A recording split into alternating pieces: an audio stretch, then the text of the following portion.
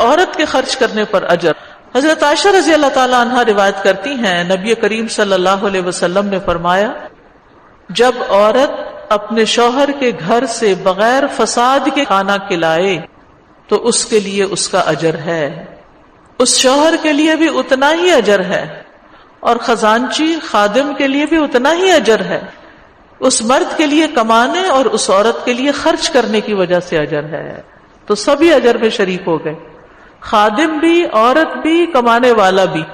لیکن شوہر کی اجازت سے خرچ کرنا چاہیے، یعنی واضح الفاظ میں اجازت ہو، یا کوئی ایسی چیز ہو یا ایسا ایکسپریشن ہو تو کہے جو چاہو کرو، دیتی رہو، میری طرف سے اجازت ہے.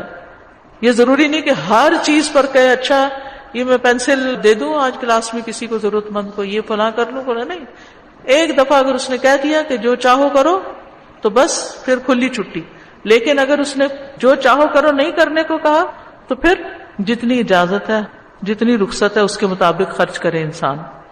یعنی ایسی کوئی بھی چیز، ایسے الفاظ جو عورت پہچانتی ہو کہ شوہر اس پر راضی ہے یا اس کا دل گواہی دیتا ہو کہ اس درجے میں خرچ کرنے پر شوہر ناراض نہیں ہوگا تو اتنی مقدار میں وہ صدقہ کر سکتی ہے.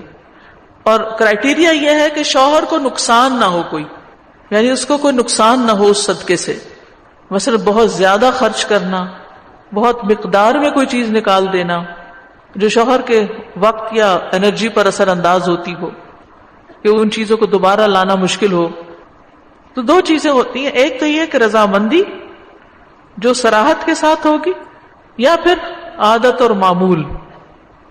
معمول ہے مہمان آتے ہیں، عورت پکاتی ہے، کھلاتی ہے، غریب ہیں، فقیر ہیں، ان تک کھانا بھیجتی ہے، رشتہ داروں کو بھیجتی ہے، دوستوں کو بھیجتی ہے، اور شوہر کے سامنے سب کچھ ہو رہا ہے تو کوئی حرج نہیں. یہاں لفظ جو غیر مفسدۃ جو ہے نا، یہ بڑا اہم ہے کہ فضول خرچی کرنے والی نہ ہو، شوہر کو نقصان دینے والی نہ ہو، شوہر کا مال ضائع کرنے کی نیت نہ ہو. بعض اوقات مرد عورت کے بیچ میں کوئی جھگڑا لڑائی ہوتا ہے تو پھر لوگ غلط طریقوں سے بدلہ لینے کی کوشش کرتے ہیں، اور اس میں سے ایک یہ بھی ہو سکتا ہے کہ عورت شوہر کے مال کو ضائع کرنا شروع کر دے. تو یہ حدیث بڑی خوشخبری بھی ہے ہمارے لیے کہ ہم خود نہ بھی کمائیں، شوہر کے مال میں سے بھی اس کی رضامندی سے صدقہ کریں تو وہ بھی اجر کا باعث ہے، اس سے بھی ثواب ملتا ہے. لیکن اجازت کے بغیر خرچ نہ کریں. رسول اللہ صلی اللہ علیہ وسلم نے فرمایا عورت کے لیے جائز نہیں کہ وہ اپنے خاوند کی اجازت کے بغیر کوئی تحفہ دے، لیکن یہ کون سا؟ جو اس کے مال میں سے ہو. اگر اس کا اپنا مال ہے، اس کو کسی نے کچھ دیا تو اپنے مال میں وہ تصرف کر سکتی ہے. جیسے حضرت میمونہ کی روایت ہے کہ انہوں نے لونڈی تھی، وہ آزاد کر دی، تو آپ نے فرمایا کہ تم اپنے ماموں کو دے دیتی. نبی صلی اللہ علیہ وسلم کو بعد میں پتہ چلا.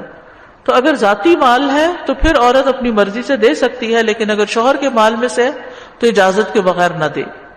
اسی طرح یہاں اس حدیث میں خادم کی بات ہوئی، یہ خزانچی کے لیے بھی استعمال ہوتا ہے کہ اگر کوئی شخص بیت المال میں اکاؤنٹس کا کام کرتا ہے تو جو کچھ وہ لیتا ہے، لکھت پڑھت کرتا ہے، امانت کے ساتھ سنبھالتا ہے اور پھر اس میں سے نکالتا بھی ہے، تو وہ سارے کا سارا اس کے حق میں صدقہ لکھا جاتا ہے.